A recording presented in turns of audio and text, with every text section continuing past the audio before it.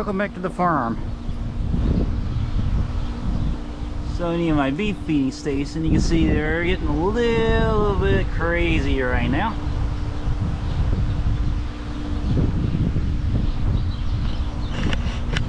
Yes, it's windy, so if you hear some background noise, apologize, but there's not a lot I can do about that due to the wind.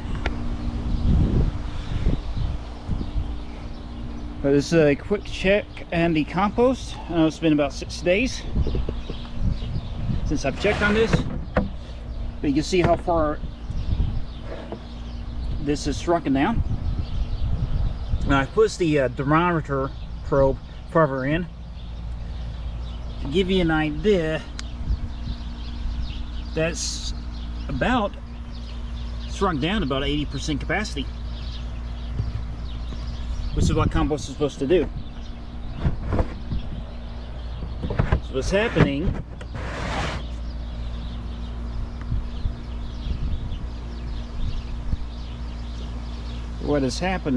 is as the microbes start digesting the compost, the surface area increases, which will decrease the pile. So if you go out and start a compost pile, you wonder why is it shrinking, that's perfectly legit.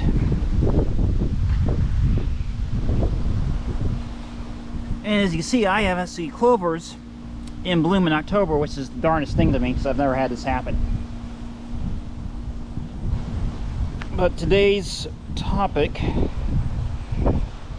is getting ready for the fall, the winter, and what can I do to make my job easier for the spring. And as you can see, I've laid some mulch down underneath the beehive. And it's just cedar mulch. You can use whatever you like. I'm a big fan of cedar or pine bark mulch. As you can see over here, you can see some pine bark and the blueberries. But why did I mulch the hive? Well, there's two main reasons. First reason is bees are notoriously known to hate vibrations, and if you have grass underneath for beehive, well, you got to mow it down somehow, because hive beetles love to burrow into the ground where they have lots of protection. And hive beetles are nasty little pests that if you have a weak hive will wipe your hive out. So that's one way. The other reason is, as I said, I don't have to worry about grass coming up here like I had all the sunflowers over the summer. It's made life a little harder than what it was. As the garden, I've already alluded to that. As you can see over there in the corner, I need to add some more mulch to this. It doesn't have to be this. You can use, as you see right here, my compost. Does it stop it? No, but it limits it. It's the whole purpose. But you can see over there the elderberry. I backfilled that. I need to backfill this blackberry bush over here. But the whole idea is to eliminate weeding, because that's where you're going to have your majority of your labor is going to be in weeding. As you see in there, you see I got a lot of grass growing over there by the peas. That limits the weeding. It also acts as a water battery, because it helps keep water in place, absorbs its water, and it will slowly release it back below where the mulch is at. So it's a double thing. Or I say double, it's double effect. You keep water in the ground longer, you reduce the weeding, so it's very useful to have. And if you look back in that corner, it looks like a pumpkin, but it's not. It's a cucumber. There's actually a cucumber on there. You may not be able to see it. Let's see if I can raise this selfie pole out here. It's under somewhere. Hopefully you can see it. But that is a cucumber vine that I just discovered, weeding out over things. You also see I need to do some sunflower trimming. The pumpkins are doing well. You See there's a little pumpkin right here. See, I got some peppers I need to harvest out here. If you're wondering why they go red, that's just them ripening. So if you ever go in a supermarket, farmer's market, and you see red bell peppers, yellow bell peppers, orange bell peppers, all it is they're all green peppers. They've added on their extra flavor. They tend to be sweeter. You get less of them, but they're more enriched. For example, a red pepper has 100%, a green pepper has 100% vitamin C. As I got a leaf stuck on me. A red bell pepper has 200% vitamin C. A yellow, I believe, is 300%, and ours is 400. And a purple is 500, if I remember the equation correctly. It's been a while since I've had to look that information up. And if you're worrying about overdosing in vitamin C, don't worry about it. You cannot overdose in vitamin C. It is an antioxidant by nature. You can see here's one of the pumpkins looking nice. And if you're worrying about, I'm sorry about that, baby. Just stepped on the cat. You okay? I'm sorry, baby. That's what happens if you don't look at her feet. Good news is the cat's not harmed in the making of this video. As I was saying before I got distracted by the cat, what will happen is this stem will go brown. That's when it's ready to be harvested. Something like this I recommend using a tool or a knife on, because if you try to rip this off, you're going to damage the vine. Whereas with these smaller pumpkins, a lot of times when they're brown, you just snap these off. I still recommend using a pair of snips or scissors.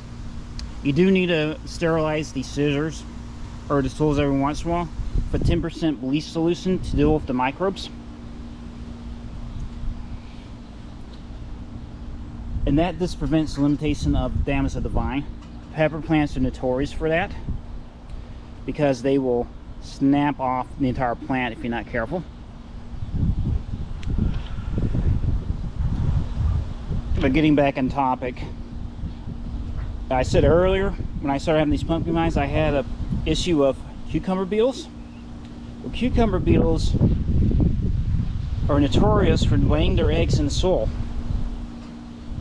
So if you mulch the soil over, the mulch acts as an insulating layer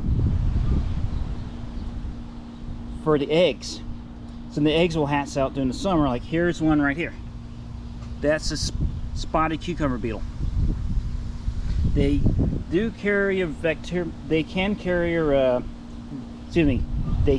can carry some bacterial vectors.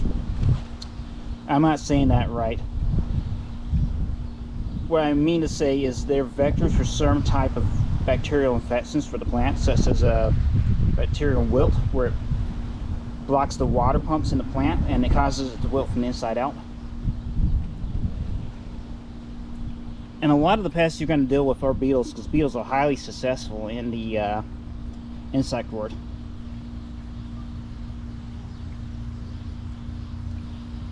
So that's the reason why I'm not going to worry about mulching this garden. I'm going to let nature do what stuff, come back from the compost, which is why I'm not messing with my compost. The other thing you need to take in consideration is transplanting. This is an elderberry, as you see right here. I've left some elderberries for the birds to get to, if they so desire. But as you can see, this is not going to cut it. I want to plant him over there in the corner. But as you can see, I still have my peppers going, which is a bit of a dilemma. Now, they recommend out in my neck of the wood, or woods, wherever, to start transplanting these plants now. You don't necessarily have to worry about that, because all this plant is doing right now is focusing its energy and creating roots. Because this is how the plants survive the winter, having an enlarged root system. Which leads me to the conundrum: do I destroy a food source, which I technically can do by planting them right in the middle, right where that last stone that you see in this line is? I have to clean this out a little, which would work. The peppers will come in during the frost, which is the next important thing. When the frost comes in, you understand when's the first date of the frost. In your gardening jargon, you have two important dates that you have to be made aware of. First one is your first frost date, and that's dependent on the zone you're in. If you're up north, the smaller the window you have, or the earlier the frost comes. The farther south, the longer the window is, because you're closer to the equator. In my case, I'm in zone 7. This is a pretty wide zone in the States. And it happens to be November 15th. That is our first frost date. My last frost date in zone 7 where I'm at is April 16th. Although we have been known to having Easter snow.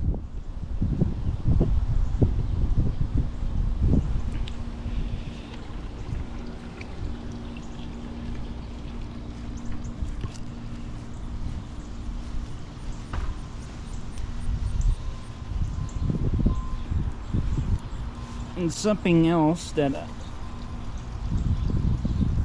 squirrels. As you see, that one's been a little more cautious. There's something else. I put an interest reducer.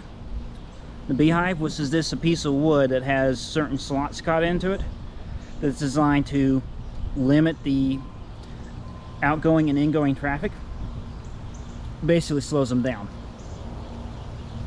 Normally you reduce those even farther for the winter. They have glued or sealed up the gaps in the hive so tightly that I was not able to pull that interest reducer out. So what I did is just put a brick to reduce it down farther, where it's perfectly fine. Now typically I hate this time of year because there's a lot of work involved. There's a lot of payoff, but it's a lot of work. And the final thing you need to take into consideration is what we call a bush pile, which you may have seen it earlier in the entry of the video.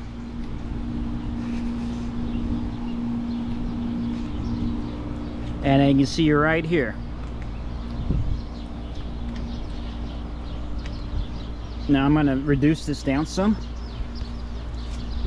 but what is a bush pile? A bush pile is this where you take pieces of sticks at different sizes and you pile them up. Birds will actually will use these for shelter during the winter.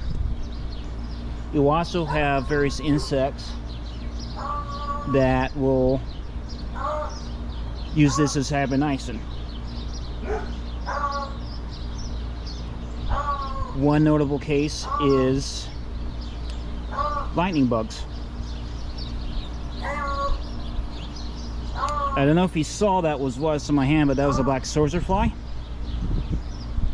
They love dealing with compost. So what I'll do is reduce this down, aka use this for kindling, but I'll leave some of this down with the seed heads to allow the birds to have access to this and a little bit of shelter for the winter.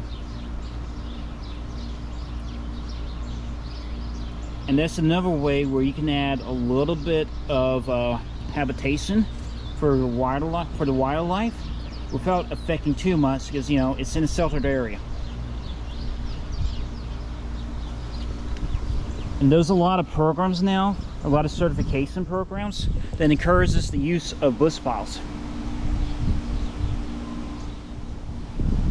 Got a cardinal up there.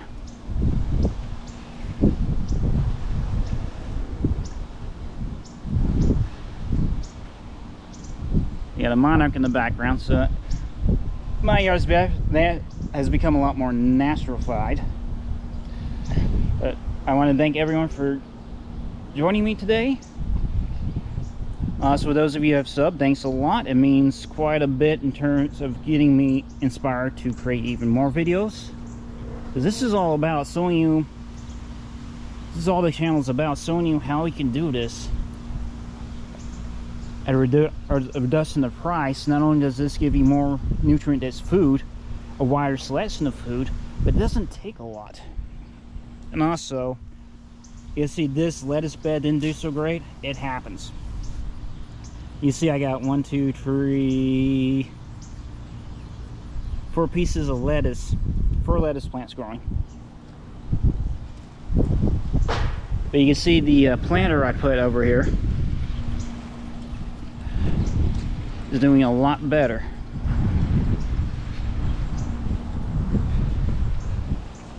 This is why I always have to advocate having containers, just in case. Because one place doesn't do well, another does. And I could actually harvest this as baby lettuce if I wanted to. I'm not, because I want this to get thicker as a head. But anyway, thanks for joining me. Feel free to like, sub, and subscribe. If you have an idea or a topic you'd like me to cover, feel free to drop a comment. And I will catch you in the next video. Thanks.